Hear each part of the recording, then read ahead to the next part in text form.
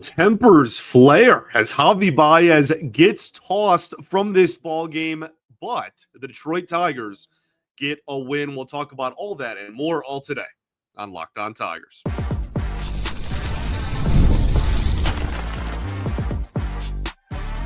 You are Locked On Tigers, your daily Detroit Tigers podcast, part of the Locked On Podcast Network, your team every day. What is up, everybody? Welcome back to another edition of Locked On Tigers. I'm, of course, your host, Scott Bentley. Today is Tuesday, May 27th, 2025. Thank you so much for making Locked On Tigers your first listen every single day. We are free and available wherever you get your podcasts, including YouTube, part of the Locked On Podcast Network, your team every single day. Welcome in, welcome all. Happy Tuesday, everybody. Hope you had a good start to your week here.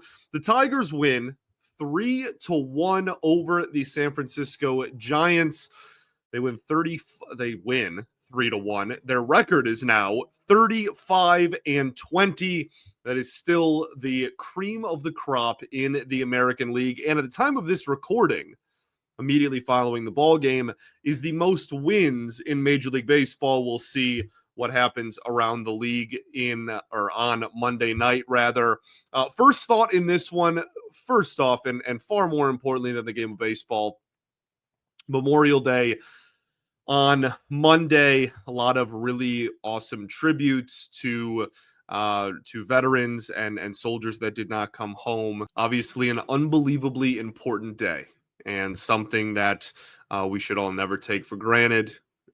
Tip of the cap to all of the men and women who have served this country, and of course, for all of those who did not make it home. Memorial Day, a very important day for us to remember, and I think that it is a beautiful thing that the game of baseball gets to be played all day on Memorial Day as a reminder of the privilege that we have to be able to enjoy this. Me just talking about baseball every day because of the ultimate sacrifice that others have made. So wanted to make sure we acknowledged Memorial Day, and the Tigers do get a win on Memorial Day. A very solid victory, too. Great bounce back after a series loss. They're obviously coming off of, I think, that momentum from the Skubal outing. Legitimately one of the best starts you'll ever see. Kind of maybe carried over into this one a little bit, and I thought the team looked pretty sharp, to be honest with you. Only a 3-1 final, but the Giants have one of the better records in baseball, and they have good pitching. They have a really solid bullpen. Birdsong, I know I talked yesterday, he's been a reliever, but he's a really darn good pitcher no matter what role he's throwing in. Hicks, who pitched late in that game, is an incredible reliever, and to the point where he was tried out as a starter when he first signed with the Giants. This is a tough team to play against, and I think that this is a really big win. The team also continues to respond really well to losses, which I just greatly appreciate. They lose 3 straight, then they salvage a series and take game 1 of the following series. That's 2 in a row after losing 3 in a row, and now you're in the driver's seat to win this series going forward. I think that's absolutely an awesome trait that this team possesses. They don't let losses pile up.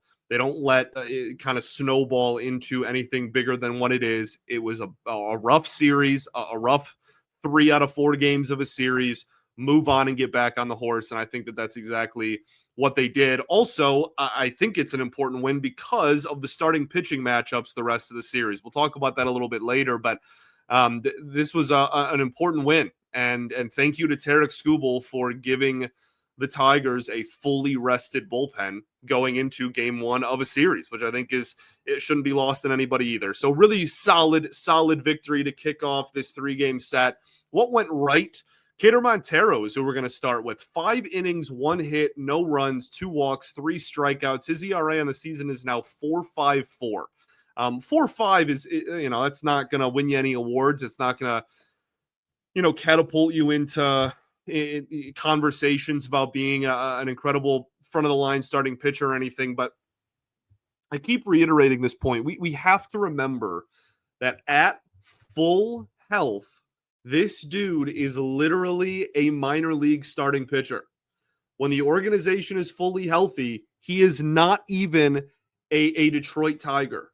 And for him to be able to come in, the Tigers have won more games that he has pitched in than they've lost, by the way, just for the record. For him to be able to fill that spot and just be able to pitch decent 4.5 ERA baseball in the absence of, the starters that we obviously want to see out there, I think is incredibly valuable and is a testament to the depth of the organization in terms of pitching. This is a guy that 3 years ago would have been the 3 or 4 starter for the Tigers on opening day. And now it's like, hey, if everybody's good and ready to go, we don't have a spot for you on this team. So I really want to give give him his flowers, because I think he's filled the role fine. Is he inspiring me so much that I want him to be a part of the rotation going forward? No. Do I want him to get sent back down to AAA when Reese Olson's back? Yes. I'm not saying he deserves a spot, but I think he's done a more than solid enough job filling in this role. The slider was fantastic in this outing. The issue that Montero runs into is his stuff is good enough, and I'm a broken record there. I say it all the time when he pitches. He has the stuff to be a good major leaguer. The issue is when he gets into leverage counts, he will throw completely uncompetitive pitches. He will throw pitches that are out of the strike zone, out of the hand, and then move a lot, but nobody's offering at them because they were never strikes. They were balls out of the hand. So I think that is something. He's still pretty young too, man. That's something that I think it's worth continuing his development and trying to get him to take that next step. But I really think, obviously this is a good baseball team in the Giants that he shut out through 5 innings, but I think that this is again, he has done kind of, I don't want to say like above and beyond and make it sound like he's been fantastic or anything, but he has filled in that role and filled that spot in the rotation nicely in the absence of other pitchers. And I think that is valuable. I do think that, what went right in this game, Tarik Skubal throwing a complete game shutout on Sunday went right for the Tigers on Monday. They were able to just kind of let loose and just throw everybody was available. The entire that might not happen again. Sans, the day after an off day, that might not happen in a game in which the Tigers played the previous day ever again this season. Like that is inherently awesome. And for AJ, he is a guy that flourishes so much in that situation where he is able to just play any matchup he wants and just use any of the assets in the bullpen that he has available to him. So that is in the best interest of the Tigers. That's a strength of AJ Hinch's and will always benefit Detroit when they have as many relievers as possible available to them. Holton, Hannafy, Brisky, Canely, and Vest all pitch. Holton gives up another earned run, just is having a really hard time missing bats. And on top of that is giving up, I don't want to say like significantly harder contact, but is giving up a little bit more solid contact than maybe we've been used to in the past. That cutter and sinker combo was a really good combination for him for so long. And so he's just trying to find it again here. And then Hannafy, I don't understand the hate that like Hannafy gets online. Like if you read comments on the internet about Hannafy, you'd think that he had like a 12 ERA and was one of the worst pitchers I've ever seen in my life. Like he's got a sub-4. He's never going to miss bats, but he gets ground balls. And the Giants do not hit ground balls. The Giants have one of the lower ground ball rates in baseball. And Hannafy went out there in a high leverage situation. He obviously gives up the single up the middle. That's a ground ball, though, right? And that scores a run, obviously, to Holton's name. And then the next batter, he does get another ground ball and is able to get that double play. Like that is what he is. That he specializes in, what he's used for, and I think he brings value to this bullpen. Oh, Chris Taylor just signed with the Angels. Would you look at that? It's kind of like Moncada, Taylor. They just kind of have like all the, I don't know, guys that the other teams have either cut or didn't want in the winter. Let's talk about the offense. 3 runs, not the best day ever, but 7 hits, a couple of walks sprinkled in there. We'll talk about this performance as a whole offensively right after this. Got to talk till today about our friends over at supplyhouse.com. Get the supplies you need from the site that is made for the skilled trades, Supply House. Whether into plumbing, HVAC, or electrical work, Supply House is the reliable way to order products online. Their easy-to-use website is packed with helpful resources and the latest product info to help you get the job done right. Plus, with a complete inventory of over 200,000 parts from over 400 top brands, you'll find exactly what you need delivered fast from coast to coast. If you need help with an order, Supply House offers expert support and industry-leading service, so you'll always talk to a real person every time. And for trade pros looking for an extra edge, well, their free TradeMaster program offers exclusive perks like a dedicated phone line, free shipping, and discounts on every order. Thousands of skilled professionals are already taking advantage, and now it's your turn. So join the TradeMaster program at supplyhouse.com/TM and start ordering plumbing, HVAC, and electrical supplies with just a few clicks. Use promo code SH5 for 5% off of your first order. That's supplyhouse.com. All right, everybody, welcome back here. Segment 2, Locked On Tigers. Appreciate y'all for tuning in, as always, making us your first listen every single day. Shout out to the everydayers that do tune in every day. And we will, of course, be back tomorrow recapping Game 2 against the San Francisco Giants. I, for some reason, wanted to say the Angels. I guess that's because I just talked about the Angels before the break. Let's talk about this offensive performance. 3 runs. Riley Green goes 1 for 4 with 2 RBIs. Ended up being a really big hit in this ball game. So I have a couple of things I want to say about Green in this outing. I feel like he's been heavily scrutinized this season by the fan base. He's kind of been under a microscope a little bit on this show as well. I thought this was a fantastic performance at the plate from Green, and it won't get looked back at. Like when fans look back at it, they won't be like, oh, wow, this is one of his best performances of the season. But I thought he was fantastic. Again, only goes 1 for 4. The hit was a beauty for starters. That is lefty, slider low and away, and on an 0-2 count. And the 0-2 count shouldn't have even happened because the ump, who we'll talk about a little bit later, absolutely hosed Riley Green on the previous pitch. So, like, he had everything going against him in that situation and still gets the barrel on the ball and dumps it into right field for a 2 RBI single. Absolutely fantastic. And then the reason why I think that this was such a great performance, aside from just the one hit he did have, was he had 2 outs that were about, 5 feet, maybe less from being home runs. He was driving the baseball all game, had 1 deep fly ball to left field, warning track, and just fell short, and then drove 1 to right field that I'm shocked didn't get out. I don't know how it didn't. That also was warning track, just short. And yeah, man, like I thought he was working counts really well. I thought he was taking pitches. I feel like at times he has a tendency to be overly aggressive, and I don't think that was the case in this ball game. So hopefully this is something that he can build upon. He doesn't let the result bias get to him in baseball. You got to be more process oriented over the course of 162, and I hope that he's able to do that, because this was he looked really, really sharp at the plate in this one. Spencer Torkelson 1 for 2 with 2 walks. He now has an 881 OPS on the season, man. 881. It's almost June. A week from now, it'll be June. He's going to have an OPS in the mid or high 800s at worst. That is just mind-boggling, given what the expectation was and what the thought surrounding him was going into the year. I will not get over it. Like, I know, we're all just like, oh, like, we expect good things from him now, whatever. Like, I won't stop talking about the fact that this guy was, at one point in February, people didn't think, myself included, he was going to make the opening day roster, dude. Unbelievable. Intentional walk in this one. Situational, men on second and third. First base open. Zach McKinstry and Dylan Dingler behind him. But I mean, golly, unbelievably impressive.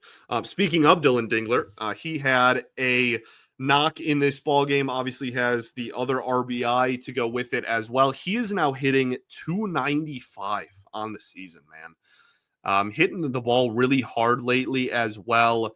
And you're seeing Jake Rogers is healthy and not playing as much. I think that is Jake Rogers is immensely valuable. Okay. And he should be on the Detroit Tigers. He should not be in Toledo.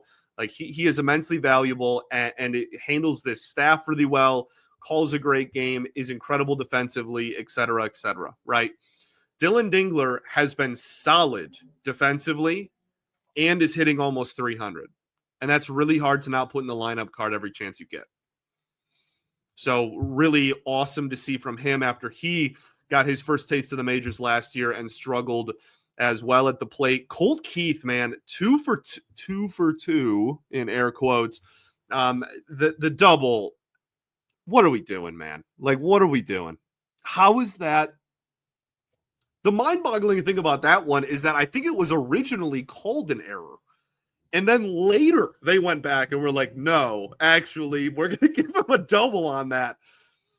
Just ridiculous. Anyway, either way, that ball was driven, and then he had the hit later in the ball game as well. He is now hitting 230 with a 709 OPS on the season. I know you hear that, and neither of those jump off the page at you.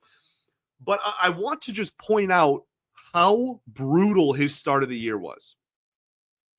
It took a heck of a turnaround to get to around league average OPS. And obviously a batting average that now is at 230. Like this dude was hitting 150 with an OPS in the 400-500s for most, if not all of April. For him to have that stat line, I think is really a testament to his turnaround at the plate. And that's why he's still hitting in the middle of the lineup card. So I've been really impressed with him lately, and I think he's driving the ball a lot more. Still want to get a little bit more power in that bat that we saw in the minor leagues when he was coming up through the system, but he's a lot more on time with pretty much any pitch that is thrown to him, and that's really all we were asking for. What went wrong in this ball game? Not a whole lot. One person I want to talk about offensively was Trey Sweeney and his plate appearances in this game. He goes 0 for 3, doesn't strike out, but he had, I genuinely think, at least one, if not multiple, hittable pitches in every single plate appearance in this game, and went 0 for 3 with weak contact in all 3 at-bats. I think it was kind of frustrating for him. You saw him a little bit agitated with the last flyout he had in his final at bat, but that is just something that he's now, the numbers have come back down to earth a little bit. 234 with a 628 OPS. He got up to a really slow start, then was on fire for about 2-3 weeks, and now is kind of back reverting to what he was. So I don't think his roster spot is guaranteed, especially with how well McKinstry's been playing.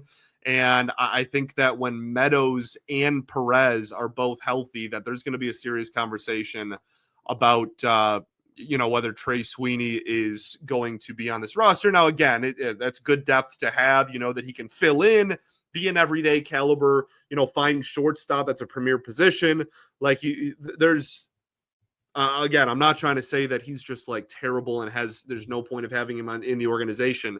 There's still inherently value in what he brings, but I think at full health, that might be a different conversation as well. The other thing, and this has just kind of been a reoccurring theme that we've talked about a lot over the last couple of weeks, and if you listen to this show, we've been talking about it again since December, January, is the bullpen in this game did its job. Okay, I'm not here to slander the bullpen when they go out there and only give up 1 run across the entire second half of the ball game, but only 1 strikeout. The bullpen had 1 single strikeout in this entire game combined, and it was Will Vest, the second to last batter of the ball game. So, and it was looking, for whatever that's worth too. So that this concern about swing and miss and having somebody they can call on in the pen to just go out there and get a strikeout in a big moment, I think is still a legitimate concern and is still something that we need to keep an eye out for going forward. That being said, two things can be true. I still think the bullpen's in a lot better shape than some other people in the fan base do and some other people in the media do. I still trust this pen, and I think outings like this where you have, it's a close game. The entire game, it's a close game. And you go out there and at full rest, you can just throw your entire A team at the Giants and they walk away kind of really weren't even threatening once they got out. Once Hannafy got that double play, they didn't even really come close the rest of the game. Let's talk stuff. We got an ejection to talk about in this ball game. We'll do that right after this.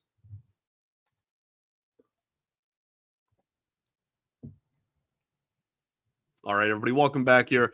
Third and final segment of Locked On Tigers. I appreciate you all greatly for tuning in as always.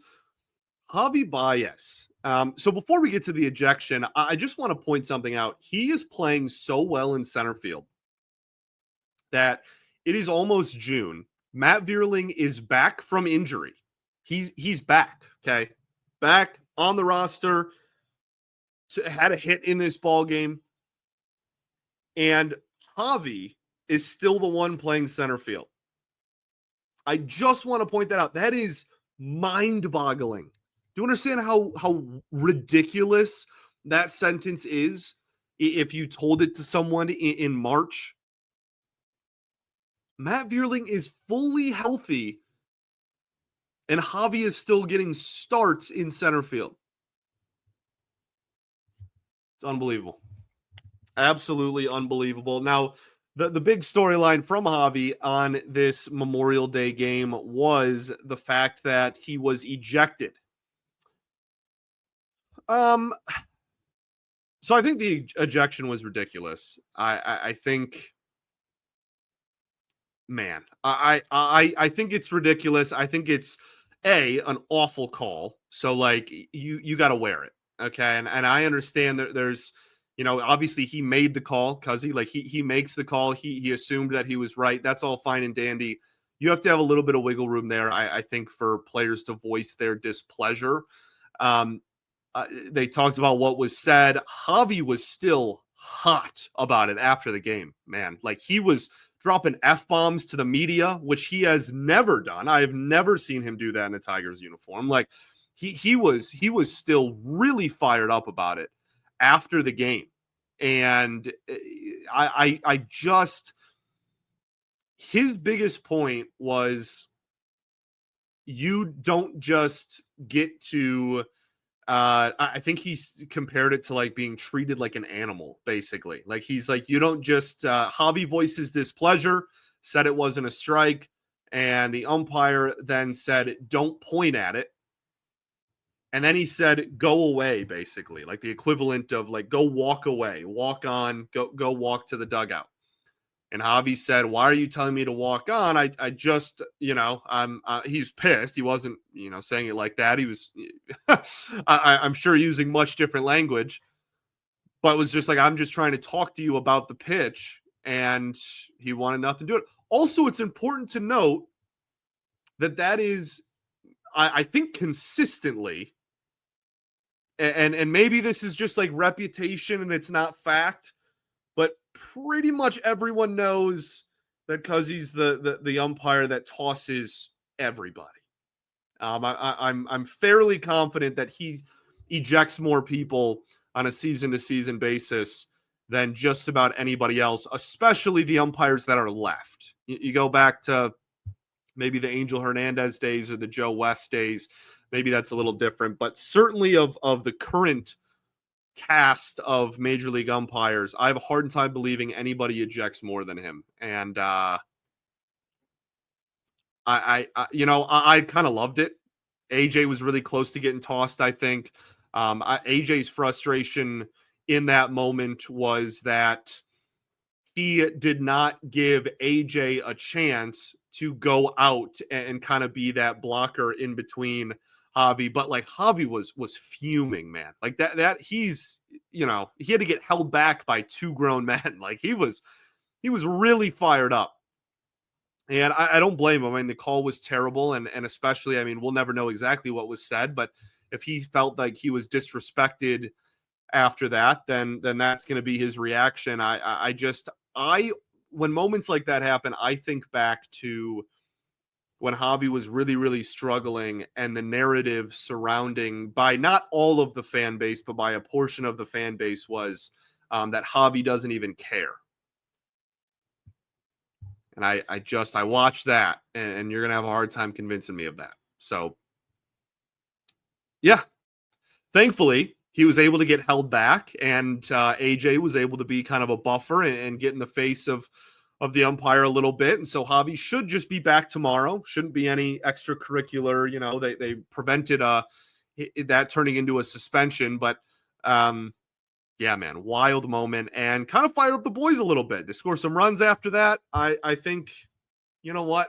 I'm all for it. I'm all for it. Let's show some fire. That was an absolutely terrible call. And then Riley gets hosed, like I said, an inning later or whatnot. So, or a couple batters later, whatever it was. Outside from that, aggressive base running comes into play again. The first run the Tigers scored almost exclusively due to that aggressive base running. I know I'm kind of a broken record with this, and I reiterate it all the time, but this is a team that forces the defense to make a perfect play, right? You are forcing the defense to be perfect with their relay and with their throw, and I think that is why the Tigers do it. And that first run is a prime example. There's not a ton of teams that would have sent, who was that? Colt Keith in that moment. Joey Cora is sending everybody. We know that. And if it is a perfect throw, he is out. But it wasn't. And so the Tigers get on the board. I promise it's worth it.